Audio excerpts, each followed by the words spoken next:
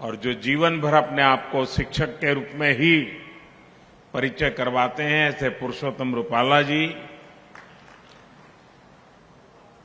पिछले चुनाव में भारत की संसद में देश में, पूरे देश में सबसे अधिक वोट पाकर के जीतने वाले श्रीमान सी.आर. पाटिल जी,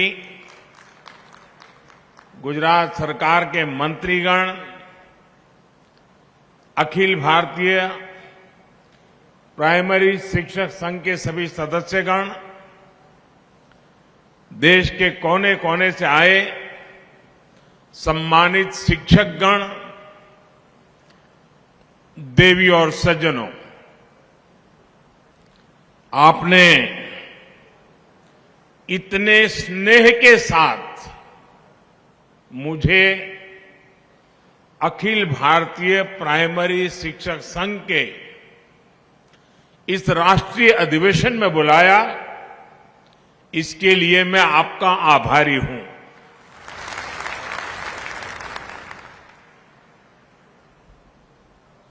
आजादी के अमृत काल में जब भारत विकसित होने के संकल्प के साथ आगे बढ़ रहा है,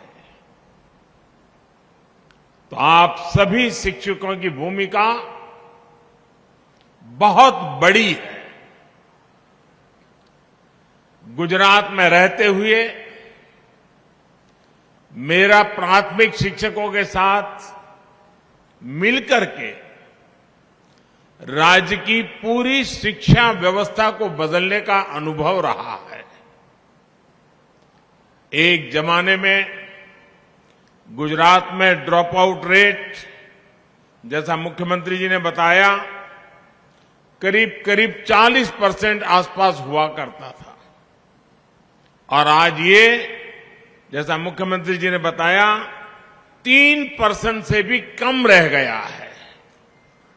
ये गुजरात के शिक्षकों के सहयोग से ही संभव हुआ है।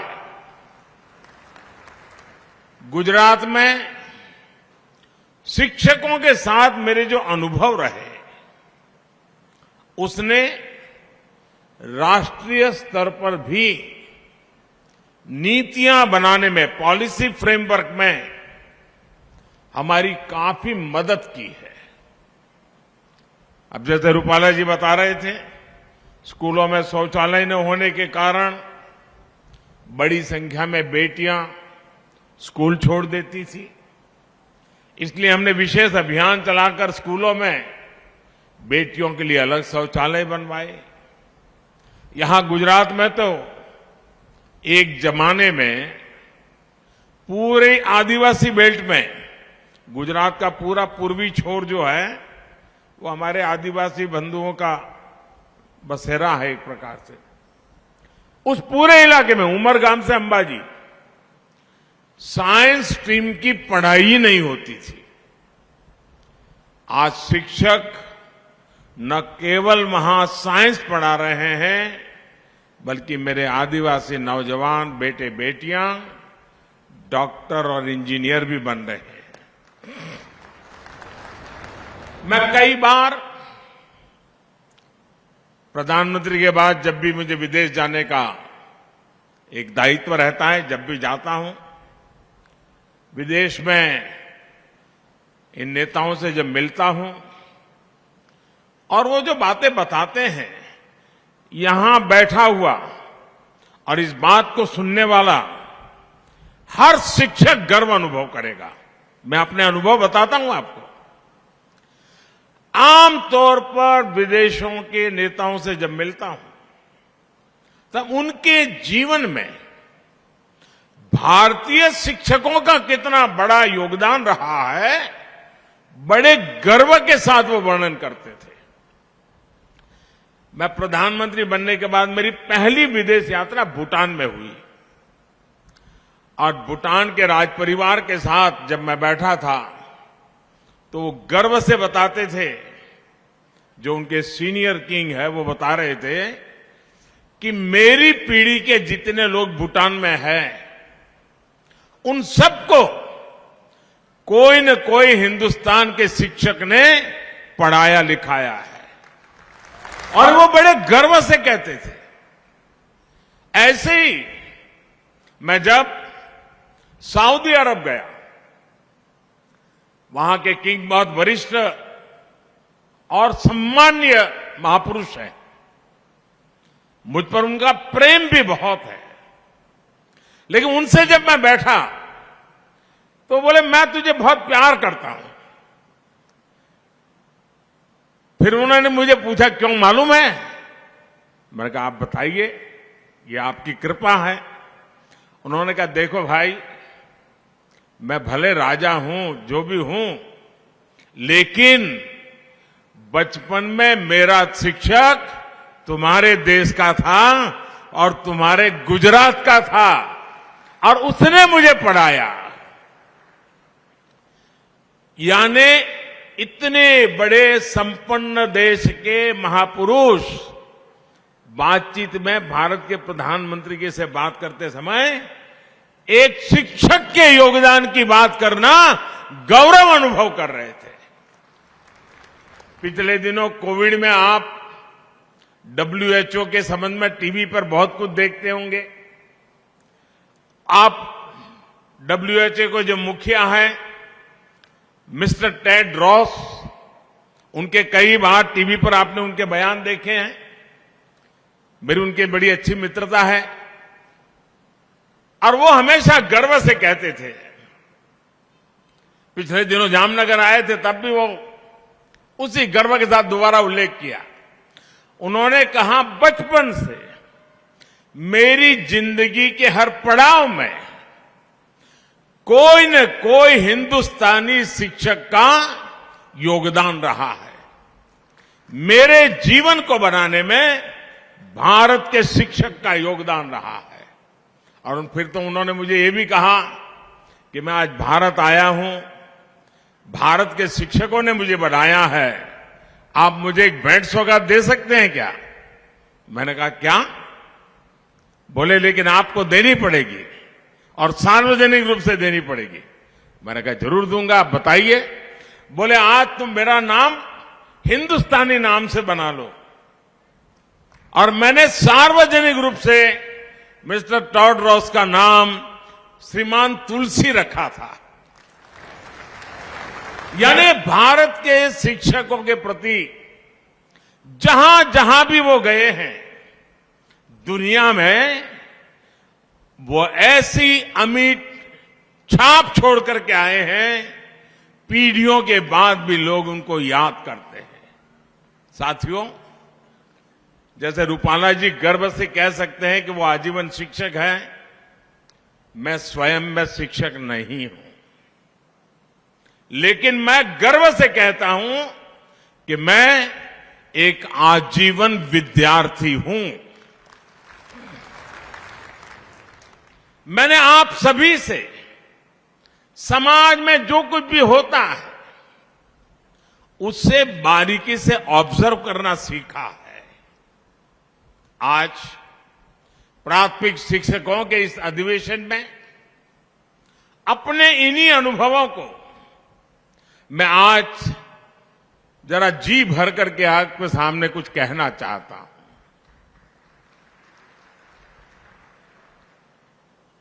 21वीं सदी में तेजी से बदलते हुए इस समय में भारत की शिक्षा व्यवस्था बदल रही है, शिक्षक बदल रहे हैं, छात्र भी बदल रहे हैं। ऐसे में इन बदलती हुई परिस्थितियों में हम कैसे आगे बढ़े, ये बहुत अहम हो जाता है। जैसे हमने देखा है, पहले के टीचर्स के सामने संसाधनों की कमी, इंफ्रास्ट्रक्चर का अभाव जैसी कई चुनौतियां होती थी और तब छात्रों की तरफ से कोई खास चुनौती नहीं होती थी। आज टीचर्स के सामने से संसाधन और सुविधाओं की जो कमी थी, वो जो समस्याएं थी, वो धीरे धीरे दूर हो रही है। लेकिन आज की पीढ़ी के बच्चे, छात्र, उनकी जो जिज्ञासा है, उनका जो कौतूहल है, वे मां बाप के साथ साथ टीचर्स के लिए भी एक बहुत बड़ी चुनौती, एक चैलेंज लेकर आया है। ये छात्र आत्मविश्वास से भरे हुए हैं। ये छात्र निडर हैं और उनका स्वभाव 8 साल की उम्र का, 9 साल की उम्र का छात्र भी टीचर को चुनौती देता है। वो शिक्षा के पारंपरिक तौर तरीकों से कुछ नई चीजें उससे पूछता है, बात करता है। उनकी जिज्ञासा शिक्षकों की चुनौती देती है और वो पाठ्यक्रम और विषय से बाहर जाकर उनके सवालों को जवाब दे। यहां बैठे हुए वर्तमान टीचर वर्तमान बच्चों से रोज अनुभव करते होंगे। वो ऐसे सवाल लेकर के आते होंगे, आपको भी बड़ा मुश्किल हो जाता होगा। छात्रों के पास इंफॉर्मेशन के अलग अलग स्रोत है। इसने भी शिक्षकों के सामने खुद को अपडेट रखने की चुनौती पेश की है। इस चुनौतियों को एक टीचर कैसे हल करता है, इस पर हमारी शिक्षा व्यवस्था का भविष्य निर्भर करता है। और सबसे अच्छा तरीका यह है कि इन चुनौतियों को पर्सनल और प्रोफेशनल ग्रोथ के अवसर के तौर पर देखा जाए। ये चुनौतियां हमें लर्न, अनलर्न और रीलर्न करने का मौका देती है। इन्हें हल करने का एक तरीका यह है कि शिक्षण के साथ साथ स्वयं को छात्र का गाइड और मेंटर भी बनाएं। आप भी जानते हैं कि गूगल से डेटा मिल सकता है, लेकिन डिसीजन तो खुद ही लेना पड़ता है। एक गुरु ही छात्र को गाइड कर सकता है कि वो अपनी जानकारियों का सही उपयोग कैसे करे। टेक्नोलॉजी से इंफॉर्मेशन मिल सकती है, लेकिन सही दृष्टिकोण तो शिक्षक ही दे सकता है। सिर्फ एक गुरु ही बच्चों को ये समझने में मदद कर सकता है कि कौन सी जानकारी उपयोगी है और कौन सी नहीं है। कोई भी टेक्नोलॉजी किसी विद्यार्थी की पारिवारिक स्थिति को नहीं समझ सकता। एक गुरु ही उसके हालात को समझकर उसे सभी मुश्किलों से बाहर निकलने के लिए प्रेरित कर सकता है।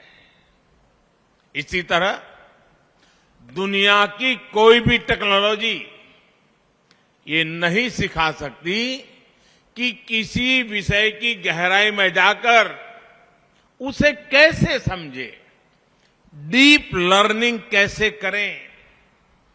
जब इंफॉर्मेशन की भरमार हो, इंफॉर्मेशन के पहाड़ खड़े हो जाते हैं, तो छात्रों के लिए ये महत्वपूर्ण हो जाता है कि वो कैसे एक चीज पर अपना ध्यान केंद्रित करें। डीप लर्निंग और उसे लॉजिकल कंक्लूजन तक पहुंचाना, ये बहुत महत्वपूर्ण है। इसलिए आज 21वीं सदी के छात्र के जीवन में टीचर की भूमिका और ज्यादा बृहद हो गई है। और मैं तो आपसे भी कहना चाहूंगा, मैं आपको कोई उपदेश देने नहीं आया हूं और न ही मैं उपदेश दे सकता हूं, लेकिन आप पल भर के लिए ये भूल जाइए कि आप टीचर हैं। पल भर के लिए सोचिए कि आप किसी संतान की माताजी हैं या किसी संतान के पिताजी हैं। आप अपने बच्चे को कैसा चाहते हैं? आपके बच्चे के लिए आप क्या चाहते हैं? पहला जवाब मिलेगा साथियों, यहां से कोई इनकार नहीं कर सकता है। पहला जवाब मिलेगा, मैं भले टीचर हूं, हम माता पिता दोनों भले टीचर हैं, लेकिन हमारे बच्चों को अच्छा शिक्षक मिले, अच्छी शिक्षा मिले। आपके दिल में भी बच्चों के लिए पहली कामना है, आपके बच्चों को अच्छा शिक्षक, अच्छी शिक्षा मिले। जो कामना आपके दिल में है, वही कामना हिंदुस्तान के कोटि कोटि माता पिता के दिल में भी है। जो आप अपने बच्चों के लिए चाहते हैं, वो हिंदुस्तान का हर मां बाप अपने बच्चों के लिए चाहता है और वो आपसे उम्मीद करता है। साथियों, इस बात को हमेशा ध्यान में रखिए कि विद्यार्थी आपसे, आपकी सोच से, आपके रोजमर्रा के व्यवहार से, आपकी बोलचाल से, आपके उठने बैठने के तरीके से वो बहुत कुछ सीखता रहता है। आप जो पढ़ा रहे हैं और छात्र जो आपसे सीख रहा है, उसमें कभी कभी बहुत अंतर होता है। आप सोचते होंगे कि आप गणित, विज्ञान, इतिहास या कोई अन्य विषय पढ़ा रहे हैं, लेकिन छात्र आपसे सिर्फ वो विषय नहीं सीख रहा, वो ये भी सीख रहा है कि अपनी बात कैसे रखनी चाहिए। वो आपसे धैर्य रखने, दूसरों की मदद करने जैसे गुण भी सीख रहा है। आपको देखकर ही वो सीखता है कि सख्त छवि रखकर भी स्नेह कैसे जताया जा सकता है। निष्पक्ष रहने का गुण भी उसे शिक्षक से ही मिलता है। इसलिए प्राइमरी एजुकेशन का रोल बहुत इंपॉर्टेंट होता है। छोटे बच्चों के लिए टीचर परिवार से बाहर वो पहला व्यक्ति होता है जिसके साथ वो सबसे ज्यादा समय बिताता है। इसलिए आप सभी में इस दायित्व का एहसास भारत की आने वाली पीढ़ियों को बहुत मजबूत करेगा। साथियों, अभी आप जिन स्कूलों में कार्यरत हैं, वहां नई राष्ट्रीय शिक्षा नीति या तो लागू हो चुकी होगी या फिर लागू होने वाली होगी। और मुझे गर्व है कि इस बार जो राष्ट्रीय शिक्षा नीति बनी है, देश के लाखों शिक्षकों ने उसको बनाने में कंट्रीब्यूशन किया है। शिक्षकों के परिश्रम में से ये पूरी शिक्षा नीति बनी पाई है और इसके कारण सर्वदूर उसका स्वागत हुआ है। आज भारत 21वीं सदी की आधुनिक आवश्यकताओं के मुताबिक नई व्यवस्थाओं का निर्माण कर रहा है। इन नई राष्ट्रीय शिक्षा नीति इसी को ध्यान में रखते हुए बनाई गई है। हम इतने वर्षों से स्कूलों में पढ़ाई के नाम पर अपने बच्चों को केवल किताबी ज्ञान दे रहे थे। नई राष्ट्रीय शिक्षा नीति उस पुरानी अप्रासंगिक व्यवस्था को परिवर्तित कर रही है। राष्ट्रीय शिक्षा नीति प्रैक्टिकल पर है, आधारित है। अब जैसे आपको और टीचिंग और लर्निंग, अब कहा जाता है टीचिंग का कालखंड पूरा हो गया, अब लर्निंग के ही द्वारा शिक्षा को आगे बढ़ाना है। अब जैसे आपको मिट्टी के बारे में कुछ बताना है, चाक के बारे में कुछ सिखाना है, अगर आप बच्चों को लेकर कुम्हार के घर जा सकते हैं, आप कुम्हार के घर जाएंगे तो उन्हें बहुत सी चीजें देखने को मिलेगी। किन परिस्थितियों में कुम्हार रहते हैं, कितनी मेहनत करते हैं, एक व्यक्ति गरीबी से बाहर आने के लिए कितने प्रयास कर रहा है, और इससे बच्चों में संवेदनशीलता जगेगी। मिट्टी से कैसे सुराही बनती है, मटके बनते हैं, घड़े बनते हैं, बच्चे ये सब देखेंगे। अलग अलग तरह की मिट्टी कैसी होती है, ये सारी चीजें प्रत्यक्ष नजर आएगी। ऐसी प्रैक्टिकल अप्रोच राष्ट्रीय शिक्षा नीति का बहुत प्रमुख तत्व है। साथियों, अनोखे प्रयोग करने वाले और टीचिंग और लर्निंग का डिबेट तो इन दिनों सुनने को मिलता है, लेकिन मैं अपने बचपन की एक घटना आपको बताता हूं। मुझे मेरे अपने एक शिक्षक याद आ जा रहे हैं, मेरे प्राइमरी शिक्षक। वो शाम को जब स्कूल से घर जाना होता था तो बच्चों को कुछ न कुछ काम देते थे, और होमवर्क वाला नहीं, कुछ और ही काम देते थे। जैसे वो कहते थे, अच्छा भाई तुम ऐसा करना, कल 10 चावल लेकर के आ जाना। दूसरे को कहते थे तुम 10 मूंग के दाने ले आना। तीसरे को कहते थे तुम तूर की दाल 10 लेके आना। चौथे को कहते थे तुम 10 चने ले आना। हरे से कुछ न कुछ ऐसा 10-10 मंगवाते थे। उस बच्चा घर जाते याद रखता था, मुझे 10 लाना है, 10 लाना है, 10 नंबर फिक्स हो जाता था। फिर मुझे गेहूं लाना है कि चावल लाना है, तो उसके दिमाग में घर जाते पहले अपनी मां से कह देता था, मुझे कल टीचर ने कहा ये ले जाना है। सुबह तक उसके दिमाग में वो चावल और 10 ये बना रहता था। लेकिन क्लास में जब हम जाते थे तो हमारे टीचर उन सबको इकट्ठा कर देते थे और फिर सबको कहते थे, अलग अलग लोगों को, अच्छा भाई तुम ऐसा करो, इसमें से 5 मूंग निकालो। दूसरे कहते तुम 3 चने निकालो। तीसरे को कहते, यानी वो चने को पहचानना लग जाता है, वो मूंग को पहचानता है, उसको नंबर याद रहा। यानी एक ऐसी उनकी प्रैक्टिकल व्यवस्था थी, हमारे लिए बड़ा अजब लगता था, लेकिन वो सिखाने का उनका तरीका था। जब हम 1 साल पूरा हो गया, अगले साल गए तो भी वही टीचर थे, तो उन्होंने फिर से वही कहा। तो मेरा जैसा जरा सवाल पूछने का आदी था मैं, तो मैंने कहा साहब पिछले साल आपने ये करवाया था, दोबारा क्यों करवा रहे हो? बोले चुप रहे, तुम्हारा काम करो। ठीक है, जो कहा हम लेकर के आ गए। लेकिन दूसरे साल उन्होंने बदल दिया। उन्होंने हर एक की आंख पर पट्टी बांध दी और उन्होंने कहा स्पर्श से तुम तय करो मूंग कौन सा है, चना कौन सा है, और स्पर्श वाली इंद्रिय की क्या सामर्थ्य है, उसकी शिक्षा उन्होंने बड़ी सरलता से दे दी थी। दोस्तों, एक टीचर जब आपके अंदर इन्वॉल्व हो जाता है तो कैसे करता है, ये मैं अपना अनुभव बताता हूं। आप कल्पना कर सकते हैं इस एक एक्टिविटी से हमें कितना लाभ होता था।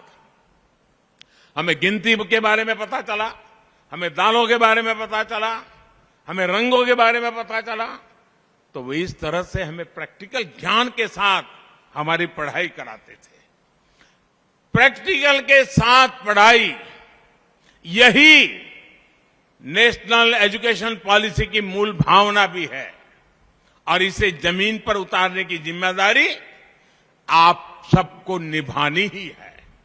साथियों, राष्ट्रीय शिक्षा नीति में जो एक बड़ा प्रावधान किया गया है, वो हमारे गांव, देहात और छोटे शहरों को शिक्षकों की बहुत मदद करने वाला है। ये प्रावधान है मातृभाषा में पढ़ाई का। हमारे देश में अंग्रेजों ने 250 साल राज किया, लेकिन फिर भी अंग्रेजी भाषा एक वर्ग तक ही सीमित रही थी। दुर्भाग्य से आजादी के बाद ऐसी व्यवस्था बनी कि अंग्रेजी भाषा में ही शिक्षण को प्राथमिकता मिलने लगी। माता पिता भी बच्चों को अंग्रेजी भाषा में पढ़ाने के लिए प्रेरित होने लगे। इसका नुकसान मेरे टीचर यूनियन ने कभी इस पर सोचा है कि नहीं सोचा है मुझे मालूम नहीं है। आज मैं आपको बता रहा हूं, जिस समय आप सोचेंगे इस विषय पर, इस सरकार की जितनी तारीफ करेंगे उतनी कम होगी। क्या हुआ? जब ये अंग्रेजी चलने लगा तो गांव देहात और गरीब परिवार के हमारे उन लाखों शिक्षकों को जो कि मातृभाषा में पढ़कर निकल रहे थे, वो कितने ही अच्छे शिक्षक हो, लेकिन उनको अंग्रेजी सीखने का अवसर नहीं मिला था। अब उनके लिए नौकरी का खतरा मंडराने लग गया, क्योंकि अंग्रेजी का माहौल चल गया। आपकी नौकरी और आप जैसे साथियों की भविष्य में भी नौकरी निश्चित करने के लिए हमने मातृभाषा में शिक्षा पर बल दिया है, जो मेरे शिक्षक के जीवन को बचाने वाला है। दशकों से हमारे देश में यही चलता रहा था, लेकिन अब राष्ट्रीय शिक्षा नीति मातृभाषा में शिक्षण को बढ़ावा देती है। इसका बहुत बड़ा लाभ आपको मिलेगा। इसका बहुत बड़ा लाभ हमारे गांव से आए हुए, गरीब परिवार से आए हुए युवाओं को मिलेगा, शिक्षकों को मिलेगा। नौकरी के लिए अवसर तैयार हो जाएगी। साथियों, शिक्षकों से जुड़ी चुनौतियों के बीच आज हमें समाज में ऐसा माहौल बनाने की भी जरूरत है जिसमें लोग शिक्षक बनने के लिए स्वेच्छा से आगे आए। अभी जो स्थितियां हैं उसमें हम देखते हैं कि लोग डॉक्टर बनने की बात करते हैं, इंजीनियर बनने की बात करते हैं, एमबीए करने की बात करते हैं, टेक्नोलॉजी को जानने की बातें करते हैं। ये सारी बातें करते हैं, लेकिन बहुत कम देखने को मिलता है कोई आकर कहे कि मैं शिक्षक बनना चाहता हूं, मैं बच्चों को पढ़ाना चाहता हूं। ये स्थिति किसी भी समाज के लिए एक बहुत बड़ी चुनौती होती है। ये सवाल उठना बहुत आवश्यक है कि हम नौकरी के लिए बच्चों को पढ़ा रहे हैं, तनख्वाह भी मिल रही है, लेकिन क्या हम मन से भी शिक्षक है क्या? हम जीवन भर शिक्षक है क्या? क्या सोते जागते उठते बैठते हमारे मन में ये भावना है कि मुझे देश के आने वाले भविष्य को गढ़ना है, बच्चों को हर रोज कुछ नया सिखाना है? मैं मानता हूं समाज को बनाने में शिक्षकों की बहुत बड़ी भूमिका होती है, लेकिन कई बार कुछ परिस्थितियां देखकर मुझे तकलीफ भी होती है। मैं आप बताऊंगा, आप भी मेरी तकलीफ समझ पाएंगे। मैं कभी कभी, क्योंकि मेरे मन में, जैसे अभी रूपाला जी ने वर्णन किया ना, मैं मुख्यमंत्री बना तो मेरी दो इच्छाएं थी, व्यक्तिगत दो इच्छाएं। एक, बचपन में जो मेरे साथ स्कूल में पढ़ने वाले मेरे दोस्त थे, उनको मैं सीएम के घर बुलाऊं, क्योंकि मैं एक परिव्राजक था, मेरा नाता सबसे टूट चुका था, 3 दशक बीच में बीत गए थे, तो मेरा मन कर गया कि उन पुराने दोस्तों को याद करूं। और दूसरी मेरी इच्छा थी कि मेरे सभी टीचर्स को मैं अपने घर बुलाऊं और उनका सम्मान करूं। और मुझे खुशी है कि उस समय जब मैंने मेरे टीचर्स को बुलाया, एक टीचर की उम्र 93 थी। और आपको साथियों गर्व होगा, मैं एक ऐसा विद्यार्थी हूं, आज भी मेरे जितने टीचर जीवित हैं, मैं उनके साथ जीवन संपर्क में हूं, आज भी। लेकिन आजकल मैं क्या देख रहा हूं, अगर मैं कहीं कोई शादी का निमंत्रण देने आता है या किसी शादी ब्याह में जाता हूं, तो मैं उनको पूछता हूं, वो कितना ही बड़ा आदमी होगा, मैं उसको पूछता हूं, अच्छा भाई, तुम्हारी शादी हो रही है, तुम्हारी जिंदगी एक बड़ा महत्वपूर्ण अवसर है, क्या तुमने अपने किसी टीचर को शादी में निमंत्रण दिया है क्या? 100 में से 90% कोई मुझे कहता नहीं कि मैंने टीचर को बुलाया है। और जब मैं सवाल पूछता हूं, लोग इधर उधर देखने लग जाते हैं। अरे तुम्हारी जिंदगी बनाने की जिसने शुरुआत की और तुम जीवन के एक बहुत बड़े पड़ाव की ओर जा रहे हो और शादी में तुझे तेरा टीचर याद नहीं आया। ये समाज की एक सच्चाई है और ऐसा क्यों हो रहा है ये हम सबको सोचना चाहिए। और इस सच्चाई का एक और पहलू है, जैसे मैं ऐसे लोगों को पूछता हूं विद्यार्थी के बारे में, तो मैं टीचर को भी पूछता हूं। मैं बहुत से शिक्षकों के कार्यक्रम में जाना पसंद करता रहा हूं, बहुत सालों से जाता रहता हूं, तो मैं उनको जरूर मिलता हूं तो पूछता हूं। मैं छोटे छोटे स्कूल के कार्यक्रम में भी जाता हूं और उनके टीचर्स रूम में बैठ करके उनसे पूछता हूं। मैं पूछता हूं अच्छा बताओ भाई, आप 20 साल से टीचर हो, कोई 25 साल से टीचर हो, कोई 12 साल से टीचर हो, आप मुझे 10 विद्यार्थियों के नाम बताइए, अपने जीवन काल के 10 विद्यार्थियों के नाम बताइए जो आज जीवन में इतनी ऊंचाई को प्राप्त किया है कि आपको गर्व हो रहा है कि वो आपका विद्यार्थी था और उसका जीवन सफल हुआ है। मुझे दुर्भाग्य से कहना है बहुत सारे टीचर मुझे जवाब नहीं दे पाते हैं कि मैंने 20 साल टीचर तो रहा, हर दिन आया, बच्चे मेरे साथ रहते थे, लेकिन कौन 10 विद्यार्थी अपनी जिंदगी में बना पाए और उसको मुझे याद है कि नहीं, उसको मुझे कुछ समझ रहा है कि नहीं, तो 0 रिजल्ट आ रहा है दोस्तों।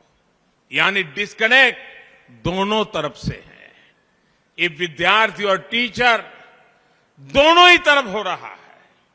और साथियों, ऐसा भी नहीं है कि सब बिखर ही गया है।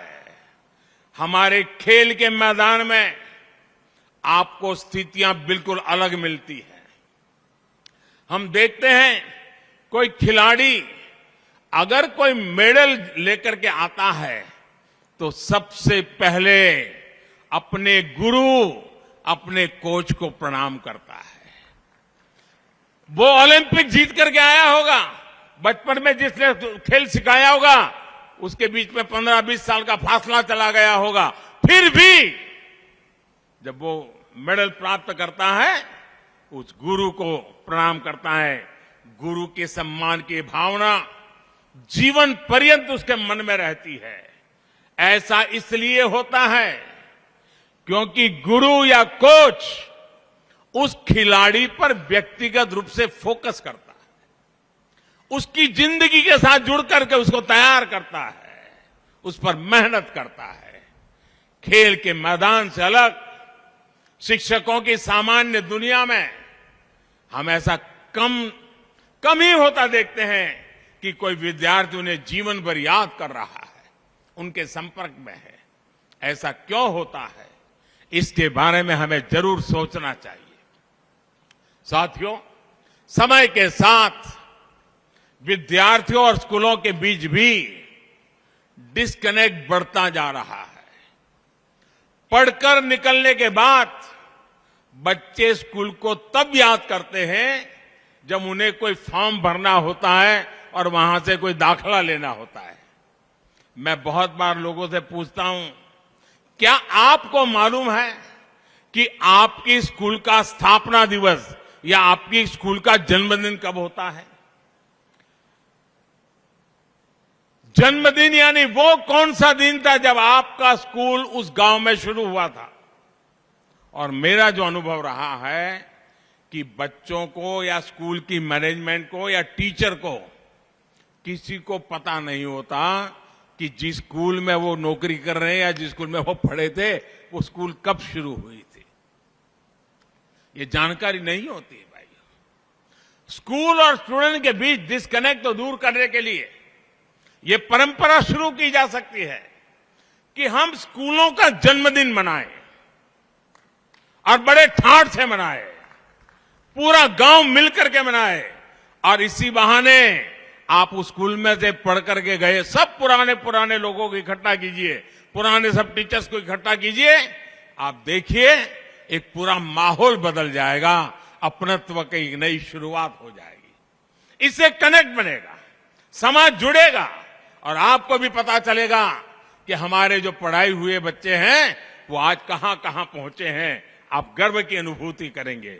और मैं ये भी देखता हूं कि स्कूलों को पता नहीं होता है कि उनके पढ़ाए बच्चे कहां पर पहुंच गए हैं, कितनी ऊंचाई पर है। कोई किसी कंपनी का सीईओ है, कोई डॉक्टर है, कोई इंजीनियर है, कोई सिविल सर्विसेज में आ गया है, उसके बारे में सब जानते हैं, लेकिन वो जिस स्कूल में पढ़ा है वही स्कूल वाले जानते नहीं है। ये मेरा पक्का विश्वास है कि कोई कितना भी बड़ा व्यक्ति क्यों न हो, किसी भी पद पर क्यों न हो, अगर उसको उसके पुराने स्कूल से निमंत्रण आएगा तो वो कुछ भी करके खुशी खुशी उस स्कूल जरूर जाएगा। इसलिए हर स्कूल को अपने स्कूल का जन्मदिन अवश्य मनाना चाहिए। साथियों, एक बहुत अहम विषय फिटनेस और स्वास्थ्य का भी है, हाइजीन का भी है। ये सब विषय आपस से जुड़े हुए हैं। बहुत बार मैं देखता हूं कि बच्चों का जीवन इतना शिथिल हो गया है कि पूरा पूरा दिन निकल जाता है, कोई शारीरिक एक्टिविटी नहीं होती है, या तो डिजिटली मोबाइल पे बैठा है या टीवी के सामने बैठा है। मैं कभी कभी स्कूलों में जाता था तो बच्चों को पूछता था, अच्छा भाई कितने बच्चे हैं जिनको दिन में 4 बार पसीना होता है, बताइए। बहुत बच्चों को तो मालूम ही नहीं पसीना क्या होता है। बच्चों को पसीना नहीं आता क्योंकि उनको खेलने का कोई रूटीन ही नहीं है। ऐसे में उनका सर्वांगीण विकास कैसे होगा? आप सभी जानते हैं सरकार बच्चों के पोषण पर कितना फोकस कर रही है। सरकार मिड डे मील की व्यवस्था करती है। अगर भावना ये होगी कि किसी तरह खाना पूरी कर देनी है, कागजों में से सब ठीक रहना है, तो पोषण को लेकर चुनौतियां आती रहेगी। मैं उसको दूसरे तरीके से देखता हूं दोस्तों। बजट तो सरकार देती है, लेकिन हम वो देश के लोग हैं जहां पर कोई भी अगर छोटा सा भी अन्न क्षेत्र चलाता है और वहां कोई भी व्यक्ति आता है तो उसको खाना मिल जाता है, समाज उसके प्रति बड़े गर्व से देखता है, बड़ी श्रद्धा से देखता है। आज हम लंगर की बात करें, आज लंगर के प्रति बड़ी श्रद्धा से देखा जाता है। आज हम देखें कोई भंडारा होता है, लोगों को खिलाते हैं, बड़ी श्रद्धा। क्या हमें नहीं लगता है कि हमारी स्कूल में तो रोज भंडारा चल रहा है?